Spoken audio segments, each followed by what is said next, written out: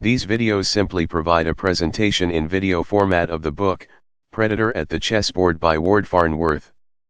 The book is freely available online at http://www.chesstactics.org.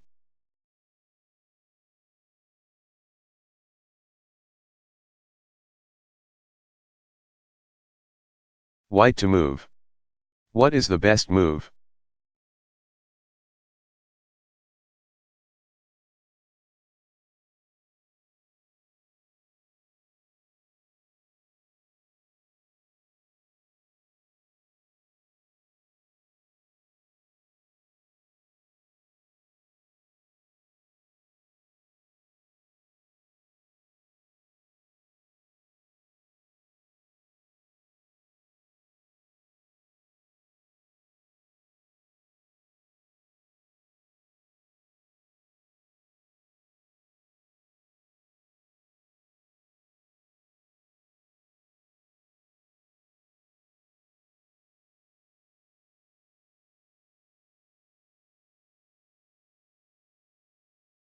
Productive thinking begins with an idea, and a good place to look for ideas is anywhere that you attack an enemy piece.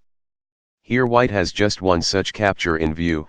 His queen threatens black's f6 rook, and indeed pins it to the king. Why can't he play queen takes rook? Because the rook is guarded twice, by black's king and knight. Kings generally make poor defenders of other pieces because in reply to a check they cannot just be fortified with more protection, often they must flee their positions and abandon guard duty. So white looks for any checks he can give and finds two with his rook. Rook moves to g8 and rook moves to b7. Rook moves to g8, check. Allows black's king to escape to h6 and leaves white without a decisive follow-up. Rook moves to b7, check. Is more interesting because after the king moves white is positioned to play rook takes knight, capturing the second guard of the rook on f6. After rook takes knight white has won a piece. If black recaptures king takes rook, the material outcome is the same. The king's capture takes it away from the rook, which white gains with queen takes rook, again netting a knight with the sequence. The position demonstrates a valuable idea. When an enemy piece has more than one guard, sometimes it's possible to take out two of them with one stroke. You capture the first, and the second is moved out of position when it performs the recapture. Or threatening one forces it to move and so makes it possible to capture the other, the case here.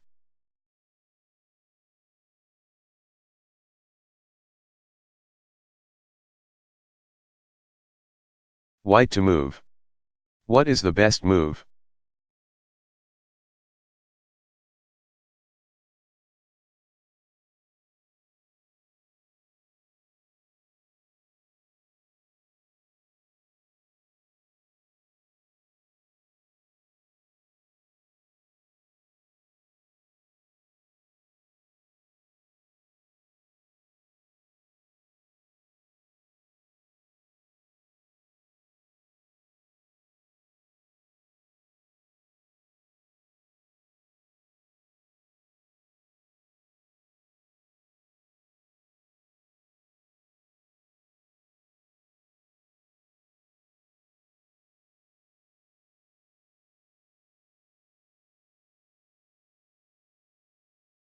Black just played pawn from c7 moves to c5, moving his c-pawn from a loose position to a square where it has protection against the white rook that dominates the file.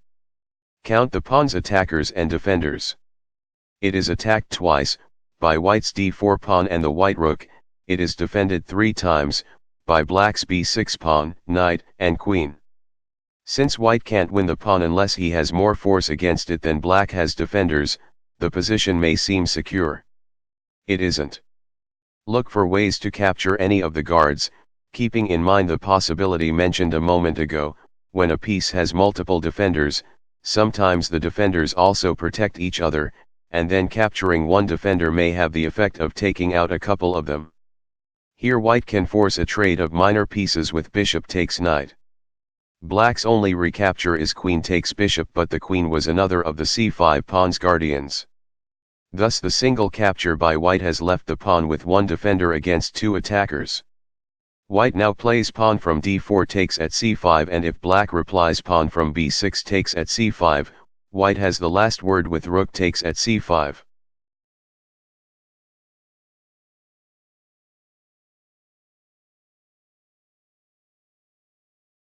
White to move. What is the best move?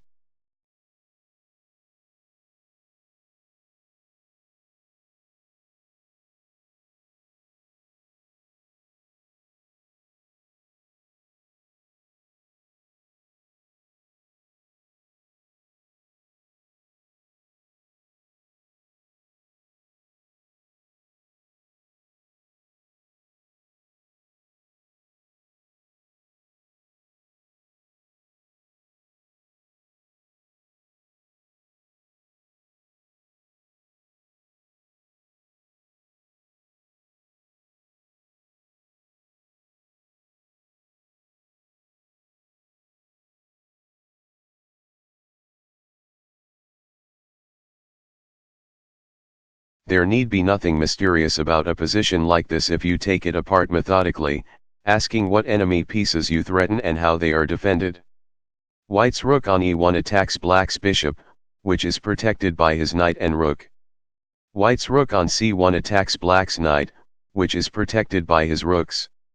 See how these observations fit together? True, the bishop on e7 has two guards, and white only attacks one of them. But the guard you attack, the knight on c6, is protected by the bishop's other guard, the rook on c7. So if you capture the knight with rook takes knight, you kill two birds with one stone. Black's only recapture is rook takes rook, and now both guards of the black bishop have been either captured or dislodged. The rook on c7 was overworked, a theme we consider in detail in the next chapter. White then plays rook takes bishop, winning a bishop and knight for a rook.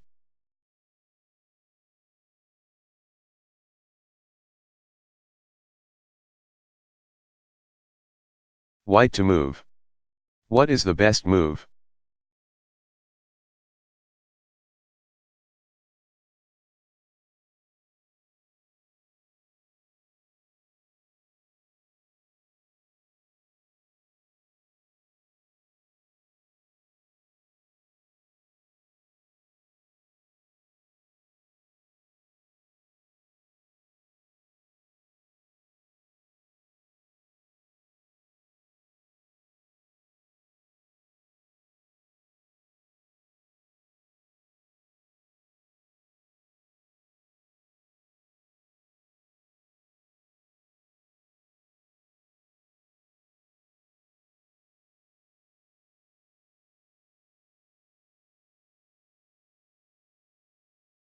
Where does white have a target?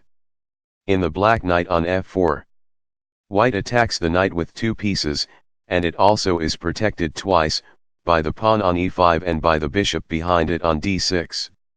Those guardians are themselves guarded, the e5 pawn by the queen as well as the bishop, and the bishop by the queen as well as the pawn on c7. The first point to grasp is that so long as black's knight is guarded by a pawn, white is going to have a hard time turning much profit by capturing it.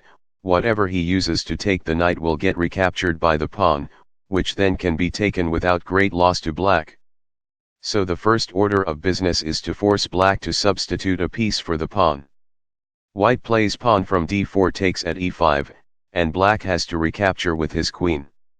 Do you see why? If he recaptures with his bishop, the knight on f4 now has just one guard and is taken next move. Now black's knight is protected by two black pieces. Both guards are protected, but that isn't the point. The point is that white now can perform a classic exchange of minor pieces with knight takes bishop, forcing black to retake with the queen or with the pawn on c7. Either way, the protection of the knight on f4 has been whittled down to just the queen.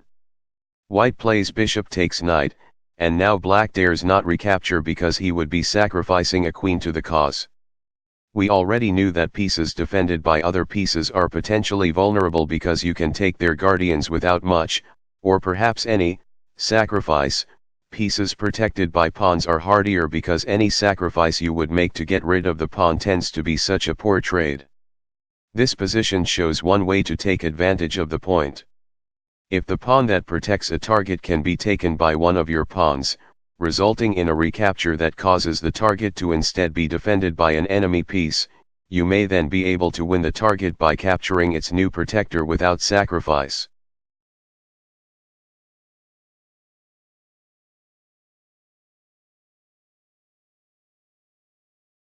White to move.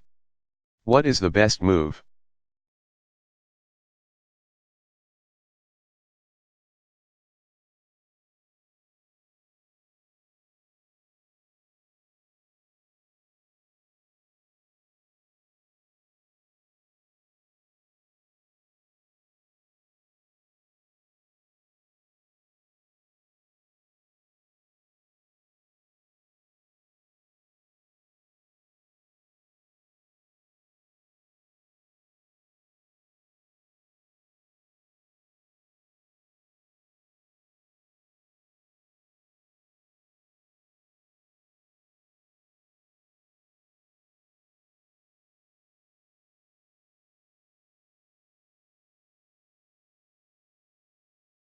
Black's knight on e4 is a menace to white. An enemy knight advanced to your side of the board is a constant forking threat. White could try to chase the knight away with pawn from f2 moves to f3, but consider more forceful offensive measures before resorting to punir threats. The knight is protected twice, by the pawn on d5 and the bishop behind it on b7. The knight also is attacked twice, by the knight on c3 and the bishop on g2. White has no cheap way to force black to substitute a piece for the d5 pawn, but he does have a more expensive method that works, and pawn from f4 takes at d5. If black recaptures bishop takes knight, then of course the outnumbered black knight gets taken with knight takes knight or bishop takes knight and white has gained a pawn. If black instead recaptures queen takes knight, white plays n pawn from c3 takes queen. Black's other option is to take his doomed knight and attack with it, playing knight takes knight. Then white plays n pawn from d5 takes knight, still up a pawn and now in control of the center. The immediate point of the position is that even where one of the guardians of an enemy piece is a pawn, removing it with a sacrifice still may enable you to make small material gains and to improve your position or weaken your opponents. The broader point is that when there are pieces or pawns in the middle of the board, they frequently will have multiple guards and attackers. When you see such tensions, do not lightly conclude that the pressures on both sides are evenly balanced. A capture of one of the defenders, even a defender that is itself defended, may tip the pressures on the contested square in your favor.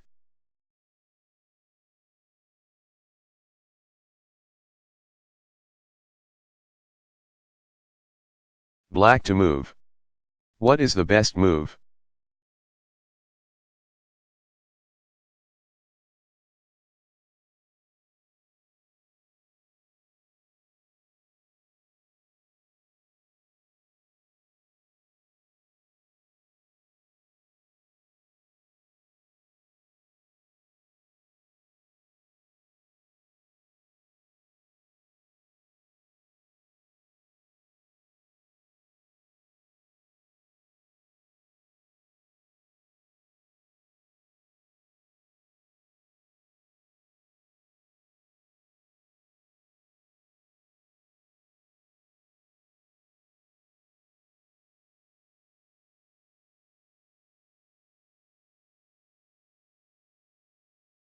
Another study in destabilizing a pawn in the center. The white pawn on e5 looks secure, it is attacked by both black knights, but defended by white's queen and knight. Yet those white guardians of the e-pawn are themselves attacked by black's queen. Is there some way for black to cause an exchange that allows the pawn to be taken? An initial unappealing thought is queen takes knight, since after the recapture queen takes queen both white guards have been eliminated, but of course this loses the queen for a knight and a pawn, which is no good. If only the positions of white's queen and knight were reversed, then black could play the straight trade queen takes queen, removing a guard at no cost. Yet in that fantasy lies a solution. Black plays n pawn from c6 takes at e5, and after white recaptures knight takes knight, black then is able to play queen takes queen. After white recaptures pawn from h2 takes queen, black still has time for knight takes knight, again picking up a pawn and a positional advantage. White's pawn in the center has been eliminated, and the defenses in front of his king have been gutted. Notice a nifty sidelight here. White could reply to black's initial capture with n-pawn from b1 moves to d2, the move adds a defender to the f3 knight and also attacks the black queen in its current position, leaving it nowhere safe to stay on the third rank. It's almost good, but black has a riposte, n-pawn from e5 takes knight, check. Since it's a check, white has no time to play knight takes queen, he has to capture black's knight. Black holds on to the pawn. But it's still important to see the idea of n-pawn from b1 moves to d2, as it illustrates again a recurrent theme. Do not take for granted that your opponent will respond to your capture with an immediate recapture. He may be able to play as Zug German for an in-between move inserted before a recapture you had been expecting that throws off your plans. Here black nevertheless succeeds by countering with a different recurring principle, the priority of check. Incidentally, it would be a mistake for black to start the sequence by capturing with the knight on g6, the pawn behind it on g7 is loose and gets taken by white's queen. Pawns on the second rank often get left loose, and they make fine snacks for queens and rooks.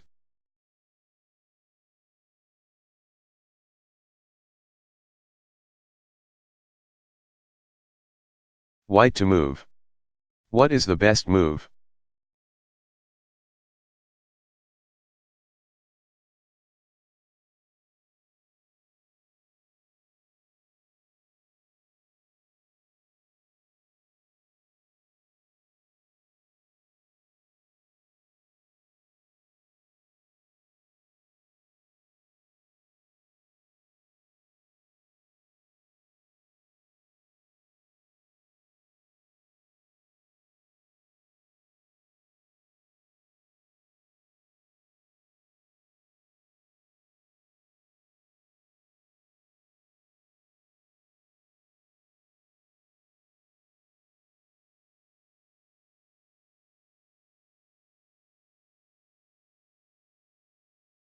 Which square is the focus of operations here? White attacks black's knight on e5 with his knight and rook, but the knight is guarded by two pieces as well, black's queen and rook. The pressures on the knight seem to be in equipoise, making it safe. To get anywhere you usually need more attackers against a piece that it has defenders. So your next thought should be to disturb the balance by knocking at least one of the legs out from under the target. The way to do this is clear if you look at what other attacks your pieces make. White's queen is aimed at black's rook. Trading a queen for a rook is unattractive under normal circumstances, but here the sacrifice is a means to an end. White plays queen takes rook, black recaptures queen takes queen, and now the balance of pressures against black's knight has been changed to two white attackers against one black defender. White plays knight takes knight, and has won a rook and a knight for his queen. Hey, wait, that doesn't sound like a good trade. You've exchanged a 5-point piece and a 3-point piece for a 9-point piece. But remember to consider the position as it will look after the smoke clears and to ask whether you will have a kick or a fresh tactical strike after the first one has played itself out. This is especially important when you finish a sequence with a knight placed well, as white's knight would be here on e5, because often such a piece can then administer a fork. Here white threatens knight moves to g6, forking black's king, queen, and rook, and discovering an attack against black's queen.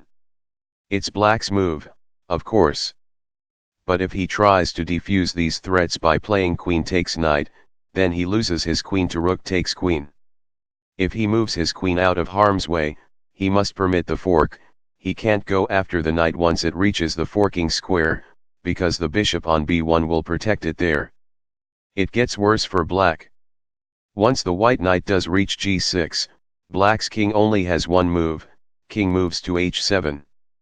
When the knight then takes the other piece in the fork, the rook on f8, it discovers a check against black's king by the bishop on b1. Material calamity is unavoidable for black. This position is a great study in the power of a kicker. The removal of the guard here with queen takes rook does look unworthwhile if you stop after just playing out the immediate exchanges that result in your mind's eye. But if you look for the threats you would be able to play after the pieces are repositioned by the exchange, and especially for any checks you then could give, you find that the original move queen takes rook essentially ends the game.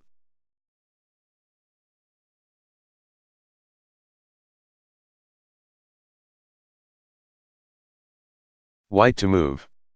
What is the best move?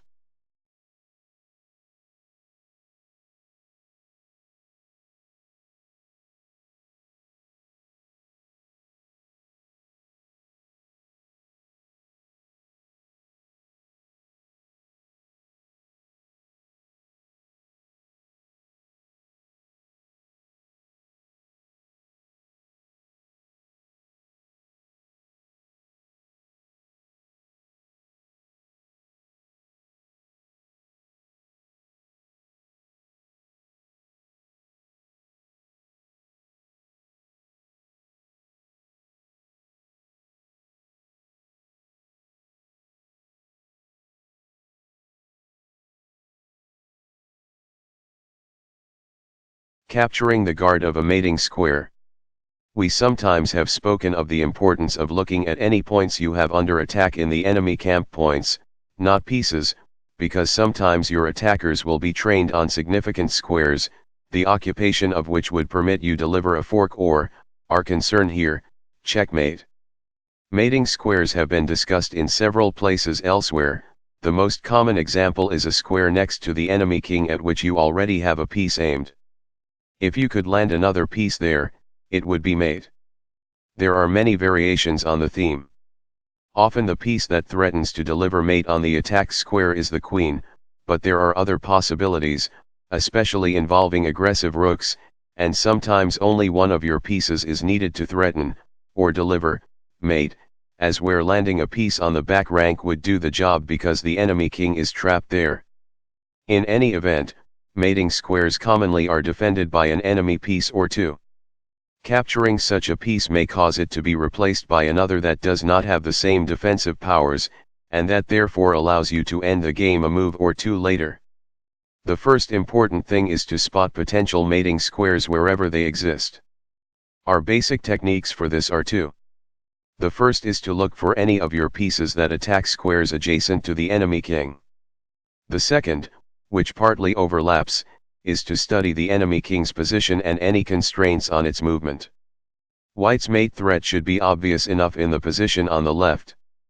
Look for pieces trained on squares near black's king and you see that white's queen and bishop are lined up against g7, queen takes at g7 would mate were it not for black's knight on e6.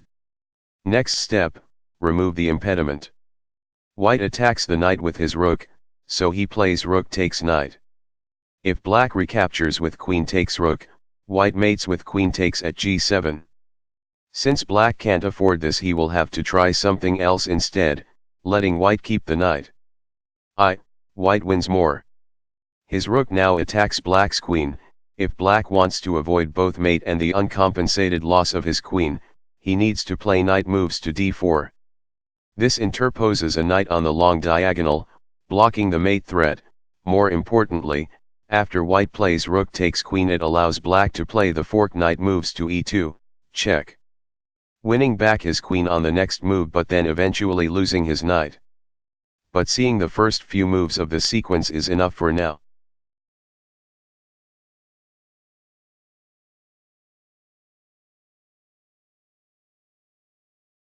White to move. What is the best move?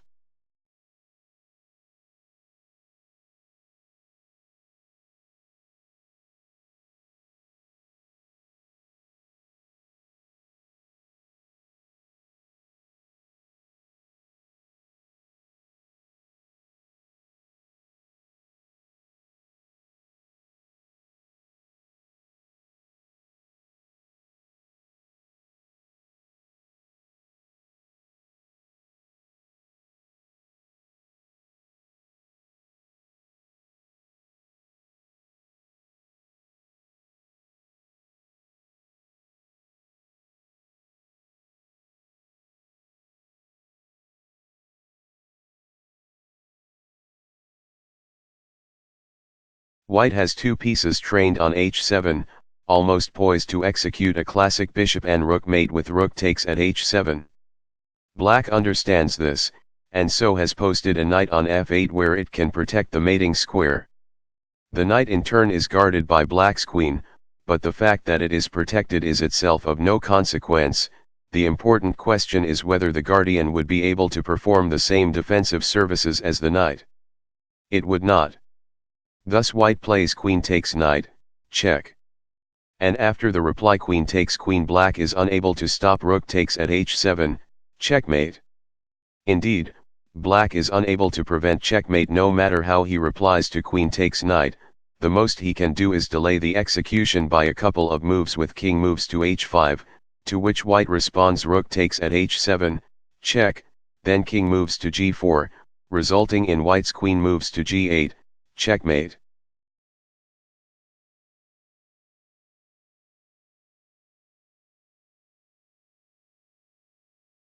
Black to move. What is the best move?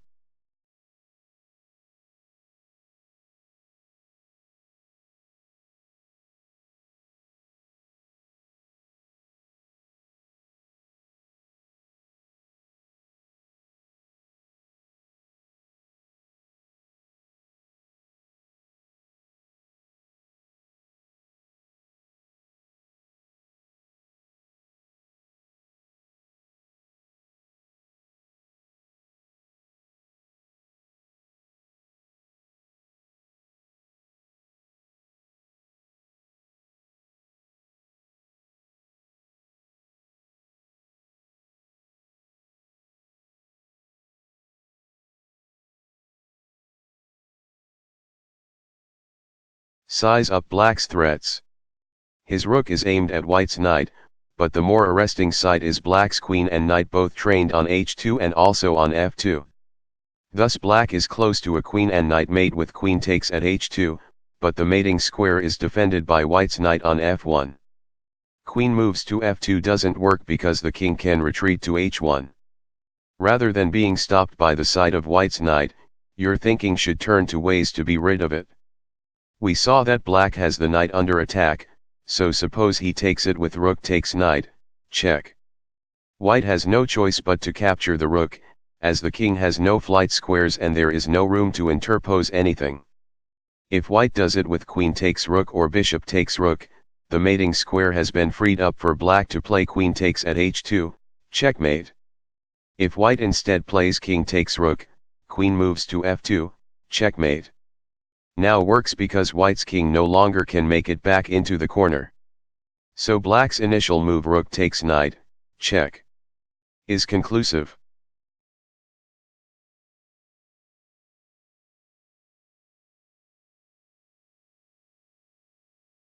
Black to move. What is the best move?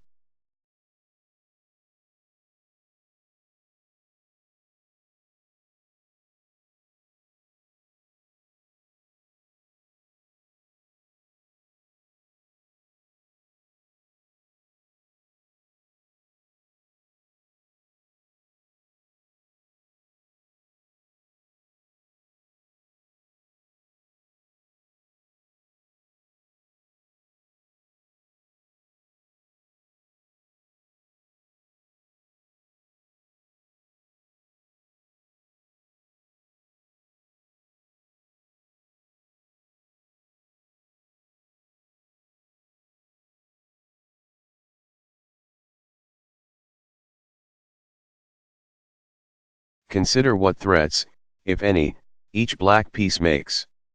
Answer: both black rooks, in addition to being forked by the knight at f4, are trained on g2, the square in front of White's king. This could be turned into mate if that square were not guarded by the now familiar defensive knight, this time on f4. Removal of the piece requires the large sacrifice queen takes knight, but where mate is available the size of the sacrifice is neither here nor there. If White recaptures queen takes queen, Black mates in 3 moves. He operates exclusively with checks. First comes our pawn from e2 takes at g2, check. White is forced to move his king to h1. Now Black plays rook moves to g1, check. and white is forced to play his king to h2. The final blow is our pawn from g6 moves to g2, checkmate. This is a common pattern. The idea is to get the two rooks onto adjacent ranks with the king's progress up the board blocked, in this case by his own pawn on h3. This way the two rooks protect each other as well as sealing off the king's escape routes. The artfulness of the sequence just described is that it manages to corner white's king without ever putting a rook on h2 where it could get nabbed by white's queen from f4, or by white's remaining knight on f1. The upshot of all this from white's standpoint is that in reply to black's initial queen takes knight, he should not recapture. He should play queen moves to c8, check. Giving a check of his own, always ask whether you can take the offensive. Black probably interposes his knight at f8, and now white plays his queen to g4, trying to interrupt black's attack along the g-file. White's queen is lost to rook takes queen, but then he can play pawn from h3 takes rook and at least the immediate mating threat has been avoided. White's material losses have essentially ended the game anyhow, of course.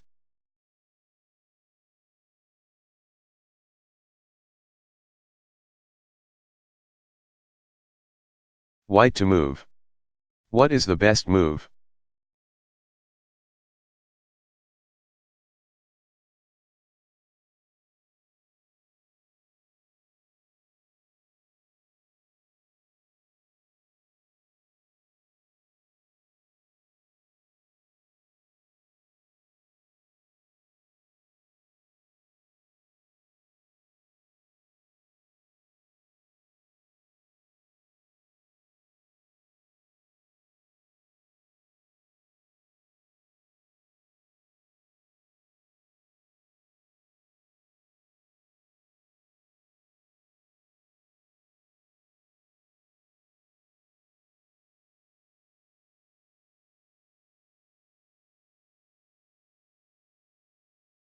The mating threats get a little more involved as we go along. This time white doesn't have two pieces aimed at a square adjacent to black's king. But if you study the king's position you find it notably constrained. His own pawn blocks f7 as a flight square, white's pawn on f6 seals off g7. So an attack on the back rank would push the king onto h7, its only available square. Look for checks you could give against the king in that position and see that bishop moves to f5 would be made. So the idea of a back rank combination comes into view.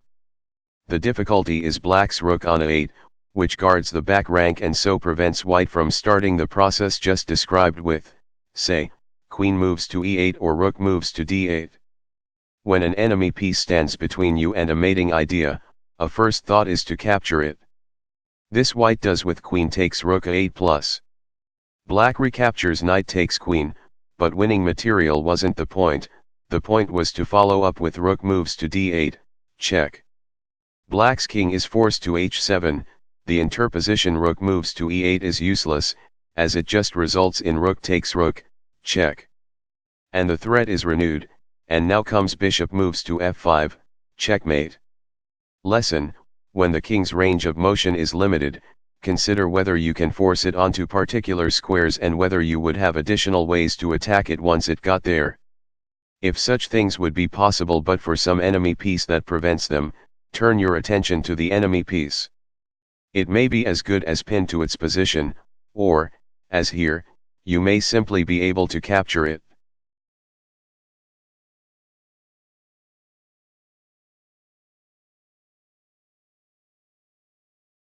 Black to move. What is the best move?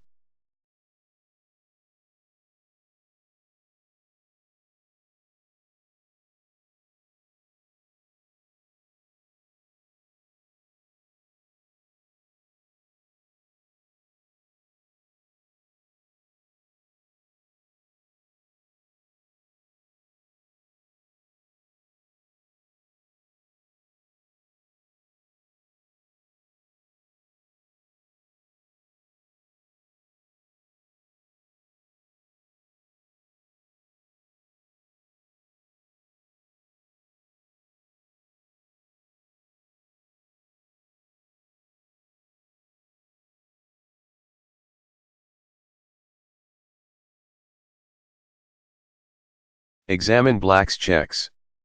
The most conspicuous are the two with his rook moves to g1 and rook moves to f4. Rook moves to g1 doesn't seem too good, it allows white to play his threatened king takes bishop. Rook moves to f4 almost seems to work, as the rook takes protection from the pawn on e5 and the white king turns out to have no flight squares. Alas, f4 is guarded by white's queen and knight. But when the only obstacle to a mating move is defense of the needed square by other enemy pieces, turn your attention to the removal of those pieces. Black sees a capture available in 1. Queen takes knight, check. And so experiments with it. It calls for the recapture queen takes queen, and now both of the guardians of f4 have been eliminated, permitting rook moves to f4, checkmate.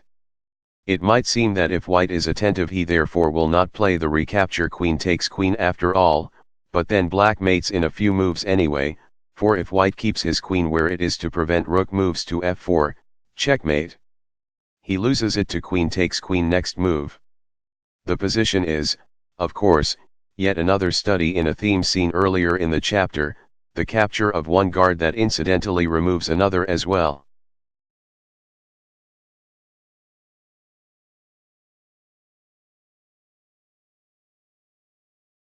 White to move. What is the best move?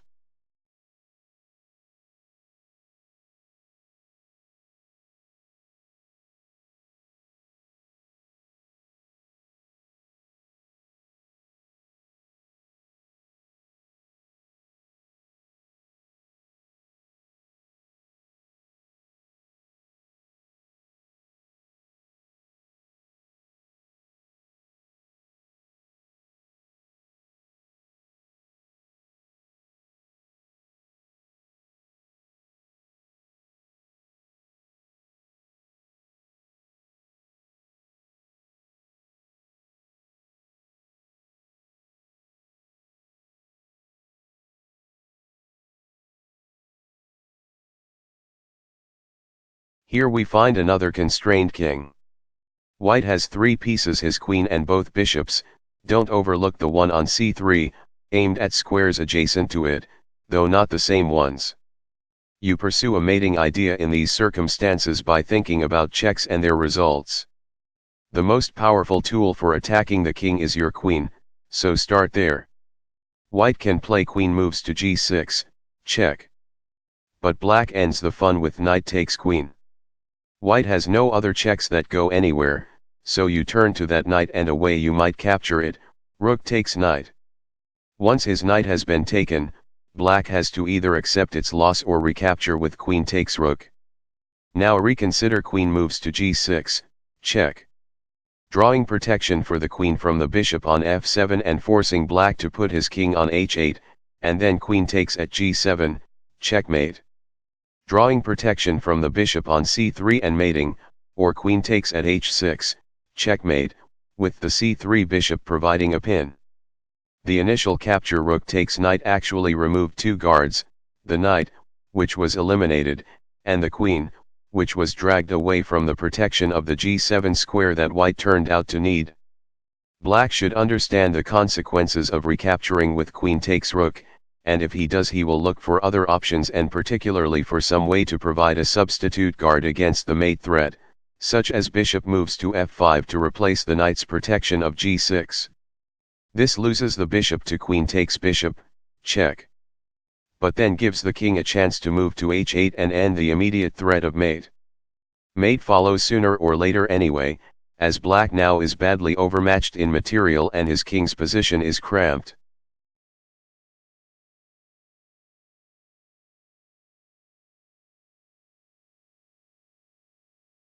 White to move. What is the best move?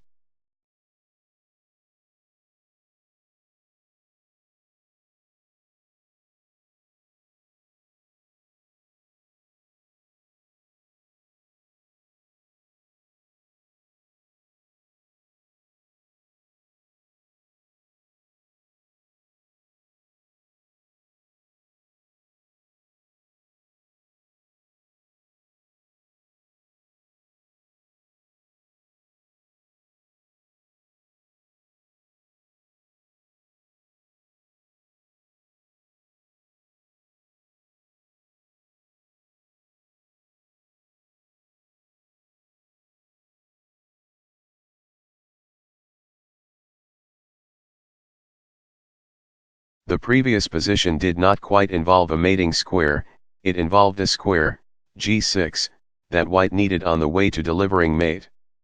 Here is a similar idea. White's rook is aimed at black's knight, and that seems to be it so far as attacks on black pieces go. But observe that white's bishop and queen both are trained broadly on the black king's position. They aren't yet attacking the same square, but there are lots of ways for a bishop aimed like this to be combined with an attack by the queen to create a mating threat. The problem is that the good ideas require the queen to get to g4 or h5 or both, and those squares are protected by black's knight, and so is h7, where the white queen might eventually like to land. This illustrates why knights on f3 or f6 in front of the castled king make such effective defenders. So don't just stand there, take the knight. White pictures rook takes knight and imagines what he would be able to do if black recaptured pawn from g7 takes rook. The g-file would now be open, so now white could play queen moves to g4, check. It forces black's reply, king moves to h8, and so keeps control of the initiative.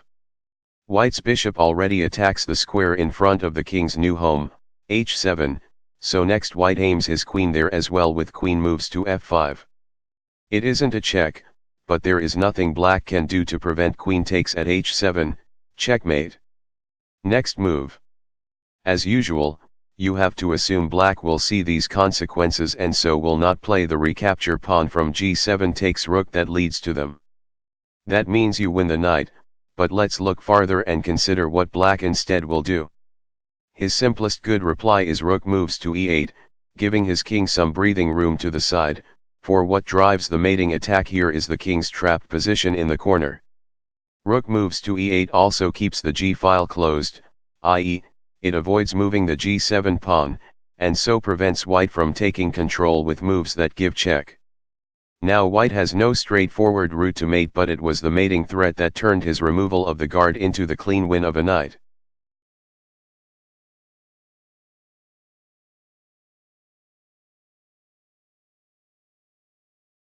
White to move. What is the best move?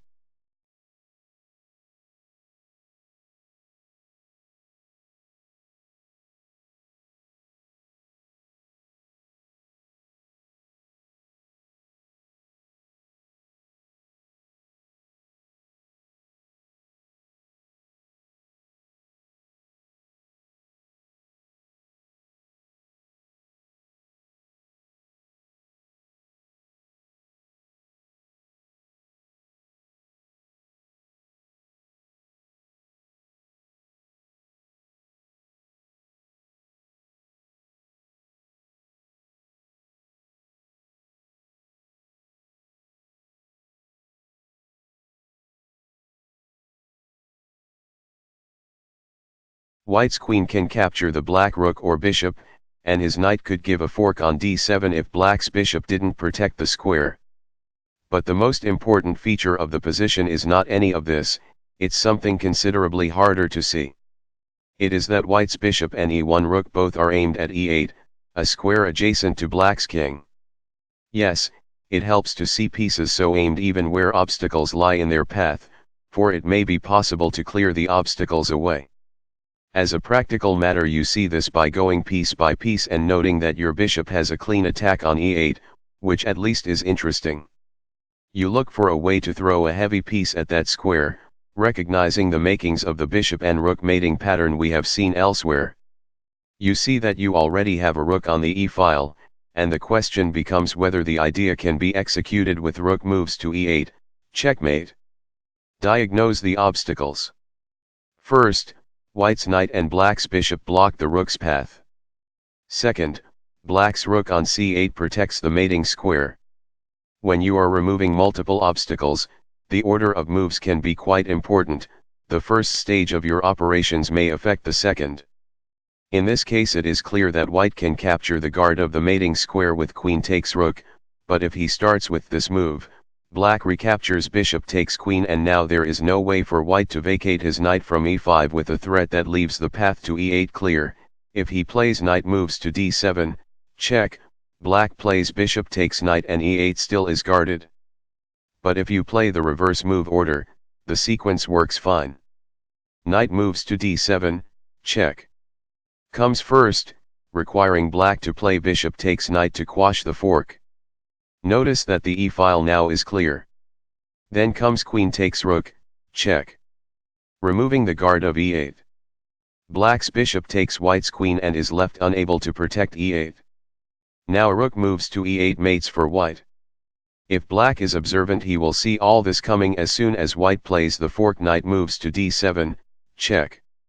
So instead of capturing with bishop takes knight, he will play king moves to e7, avoiding mate but forfeiting his queen.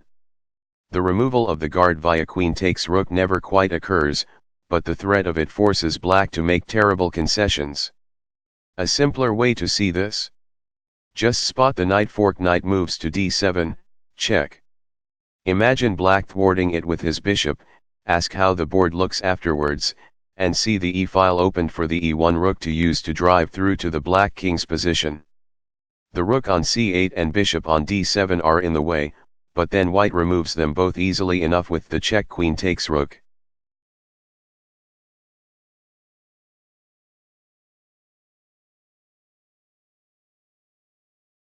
White to move. What is the best move?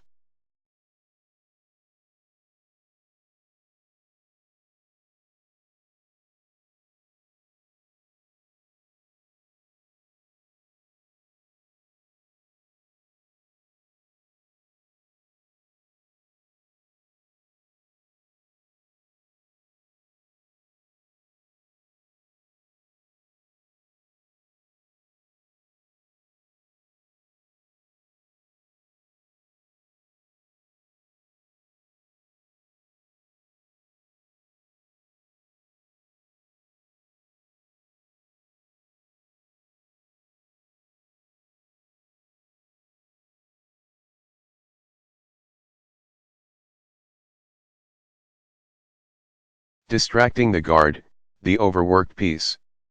Simple cases, one guard protects two men. In earlier work we have studied many ways of loosening a piece or square. One is to capture the guard. Another is to make a capture on the contested square, allow a recapture, and see if the piece left standing there is loose. Still another is to ask whether the guard also is protecting something else that you might take. That last method is our focus in this chapter. We will be looking at cases where you want to take something. It's guarded. We ask whether the guard also is guarding any other targets, another piece, or a mating or forking square. If it is, the guard is said to be overworked, it has too many defensive responsibilities. The next question is which of the two things it protects you should try to take first. Different move orders can have different consequences, as we shall see. You may be able to distract the guard from the first target by taking the second one, or you may be able to take one of them for free. Notice that there are two general ways to see the pattern described here. You can examine your opponent's defenses with an eye out for any pieces with more than one defensive job, or you can spot a target you want to take, a piece or a square, see that it is guarded, and ask whether the guard has other responsibilities. It amounts to the same thing either way, and you will want to be at home with both trains of thought. We start here with simple cases where a single guard protects two enemy men. We will look at quite a few of these. It is important to be comfortable with them, as this theme arises often. In this first position to the left, be aware of the enemy pieces you attack and what prevents you from taking each of them. White's a1 rook attacks the bishop on a3, which is protected only by black's queen. White's c3 bishop attacks the knight on f6, which also is protected only by black's queen. The logic of the opportunity becomes clear, the queen can't effectively protect both pieces, if you take one, the other should be left loose. Thus white starts with bishop takes knight, using the less valuable of his two attackers first and inviting it to be taken. If black recaptures queen takes bishop, his bishop on a3 is loose and white takes it with his rook.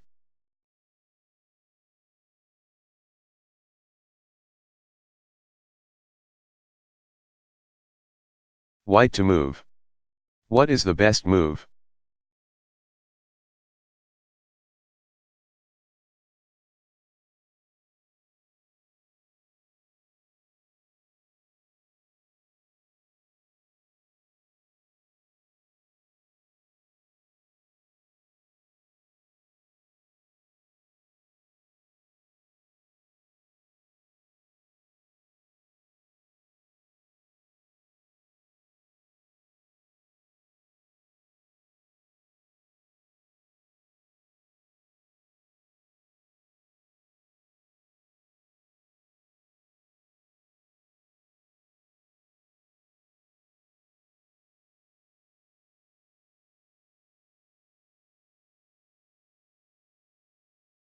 White's immediate problem is that his queen is attacked by black's bishop. White looks at the attacking possibilities he has available and sees two principal candidates: queen takes bishop d5, which doesn't much help as black replies queen takes queen, and rook takes bishop e7, which is more interesting because the rook then attacks black's queen, creating a reciprocal threat to offset the threat black has pending a hostage. True, black can play queen takes rook, momentarily winning the exchange, but then white safely plays queen takes bishop, check. After all, almost a good queen fork, but the rook on a8 has protection. Notice the visual relationships here. Black's queen provides the only protection for both of his bishops. Since both bishops are under attack by white, one of them has to give. Again, the usual and obvious maxim is to start by making the capture that uses the less valuable of your two attackers here, the rook. If you find that your queen is attacked, remember that the attacker usually must have protection, so take a moment to ask whether its guardian has other responsibilities as well.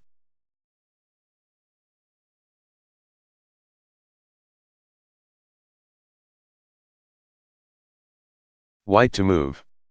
What is the best move?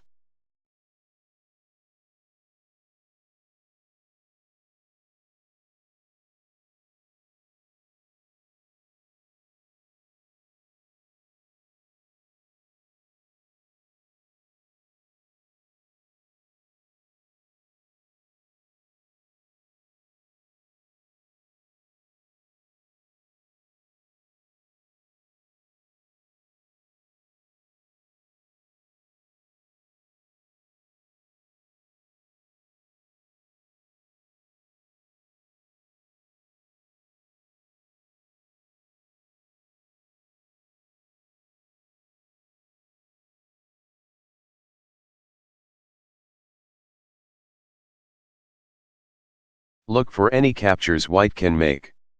Observation 1, white can take black's knight with his rook.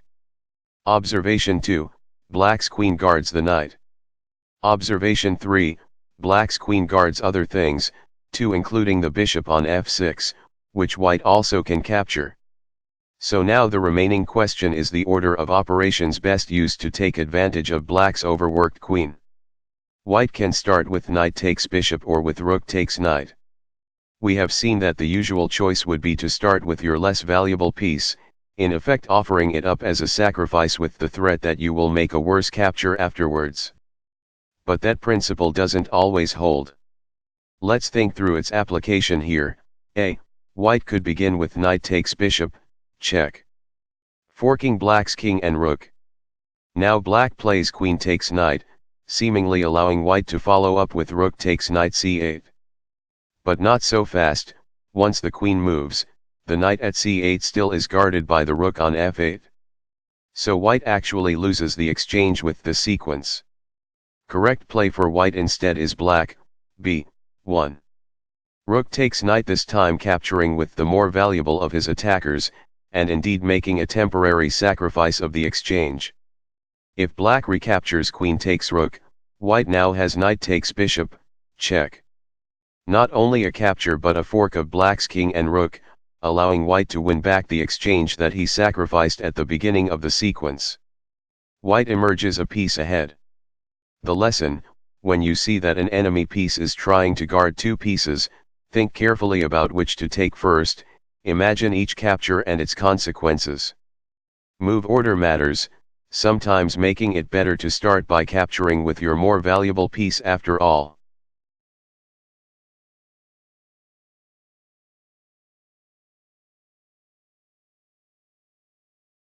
White to move. What is the best move?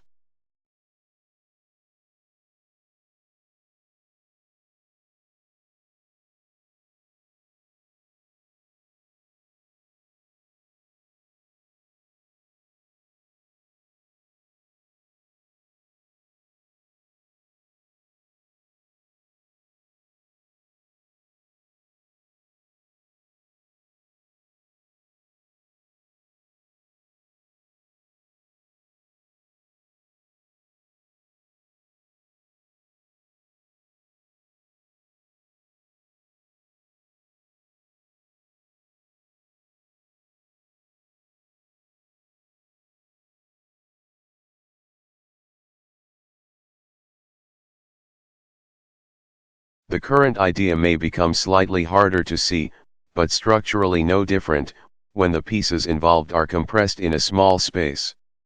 White has attacks against black's bishop and knight.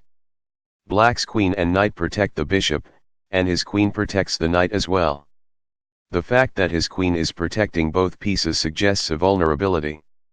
White experiments with captures and the move orders involved in them and sees that if he plays bishop takes bishop, black is in trouble no matter how he replies. If he recaptures queen takes bishop, he leaves his knight on c5 loose for the taking. If he recaptures knight takes bishop, he leaves his queen loose for the taking.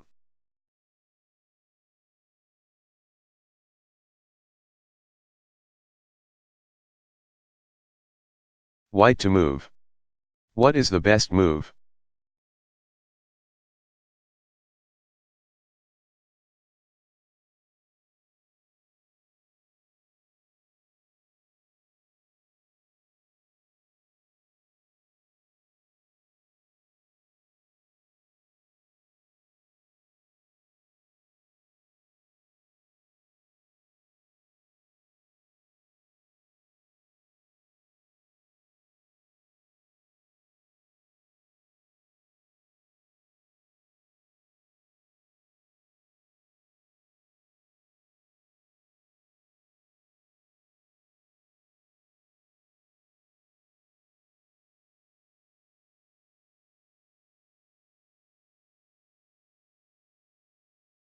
Another case of compression, this time at the other end of the board.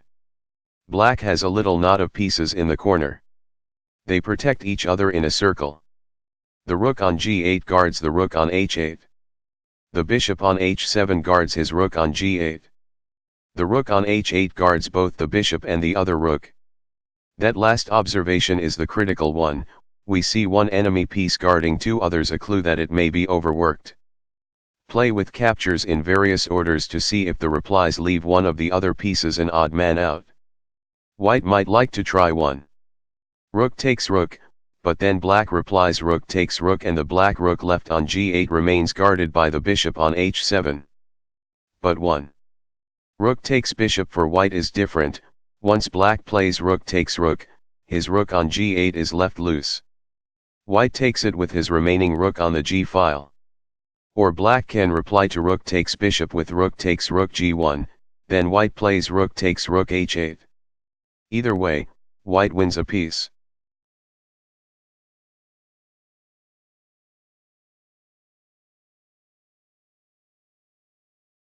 Black to move. What is the best move?